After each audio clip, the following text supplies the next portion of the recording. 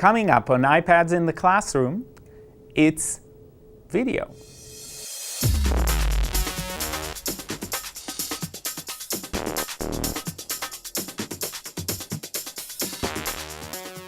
Hi, and welcome to iPads in the classroom. And today we're going to talk about working with video. We're going to talk about consumption of video, and another time we'll talk about video editing.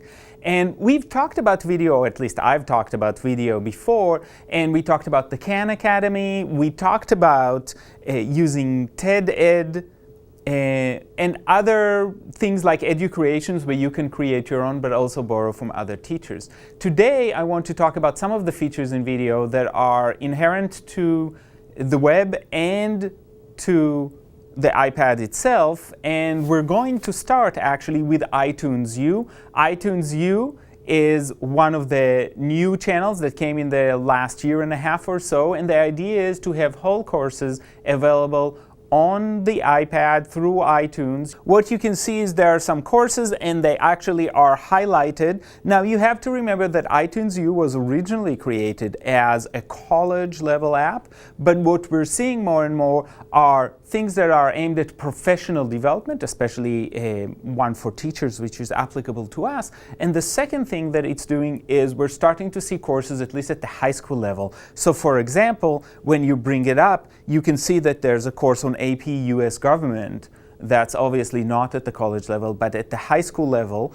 And you can search iTunes U in a few ways. You can search it by topic, you can search it by university or college, and you can do a search by the person delivering the class. So there are multiple ways to do it if you know exactly what you're looking for. For example, if you're looking for our podcast, which is Tech Edge, you would just go and search our podcast. So this would be ours, and you could go in to the specific one. You can subscribe to a stream so you will get every new episode as it comes up, or you can just go and explore the ones that are there. One of the reasons I like the new iTunes U is because you can sync across devices. So if you have, like I do, a desktop computer, a laptop, an iPad or two, and an iPhone, you can have it sync across all devices so they know what you've downloaded, what you've already watched, and what is the next thing for you to watch. So you can actually follow along, and just like iBooks does, it knows exactly where you're at, and it will tell you, and you can pick it up on a different device wherever you are. So if something happens to your device or you leave it somewhere, you can use a different one. So this is iTunes U, and it's worth exploring and seeing what's available. There's new things for it every day practically. So that's one thing to think about. The second app I want to talk about, and let me just zoom through, with iOS 6, one of the things we've lost is the old YouTube app. The one that I did pick up, and it is a free app, is called uPlayer. And when you go into uPlayer, you have this wide screen that has multiple streams there. You can look at most viewed, the featured one, which ones were done nearby, and you can do a good search. You can highlight and rate your favorite ones, and you can save them. So if, for example, again, we'll look for our own.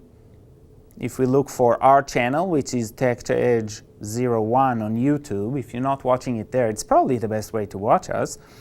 And you do a search, everything we have comes up in the search from our channel. So you can view any of them, and you can see which ones are more popular and which ones are less. I think they're all excellent, so you should watch all of them.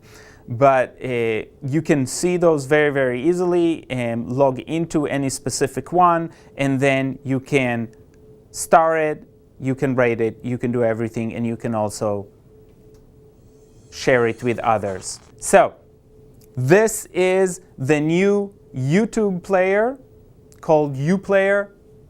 I think this is a great option after we lost the old YouTube player. The next two I want to talk about are ones that I've mentioned before. One is TED Talks. I always think that when we talk about video and we talk about professional development, TED Talks are not aimed just at education, but there's a very good collection of talks about education with a huge collection of TED Talks, and sometimes just throwing in a random one. There's a button at the bottom called Inspire Me, and it selects something for you based on a basic characteristic. So if you want something that is inspiring, you just click on Inspiring. You say how long do you want it to be. I want it to be about 10 minutes. That's what I have. And it'll send something your way. So it'll create a playlist with a few people who really helped inspire. So that's something that I like about TED. I'm not going to talk too much about it. If you've never been on TED, you should be. If you have been, you know what I'm talking about. The last one I want to talk about is the new podcasts. And this has been around for quite a while.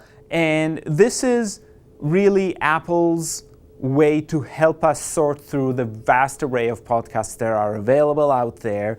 And the way they've done it is they've created a sort of a radio dial of sorts where you can actually pick things along the way, and it has the spectrum of different topics, and you just scroll right and left across this. So we'll go past education, past comedy into education, and you can see that there are lots of things within education. So there's K-12, there's higher education, so there's subtopics, language courses, which is very robust. There's a significant number of language courses available on the different channels here, and you can also switch between audio only and video. So you can choose video only, or you can choose both, and all of these are ranked, so you can get top channels or you can get anything that's available, and that is a very rich array. So they're trying to help us by creating categories, be able to scroll through these so you can find the things you actually want, need, and enjoy. The last thing I wanted to throw in for teachers has got nothing to do with video, but it has something to do with something that most educators across the country are right now getting acquainted with and have to deal with, which is the Common Core standards. And the Common Core standards have not been accepted everywhere, but almost everywhere, and it is very likely that within the next few years everybody would use some version of the Common Core. And this is an app from Mastery Connect, and they have a website and very rich content, but they've created this app which I think is really useful because it is just the Common Core standards without the time that it takes to load them if you go to the Common Core website itself, although the Common Core website is pretty good as well. But what they have is really this selection of the math and language arts, and you just select language arts, you say what grade level you're interested in, let's say 6th grade, and here are all the standards in reading, for literature, informational text, writing, speaking and listening, language. So all of it is there, it's being stretched.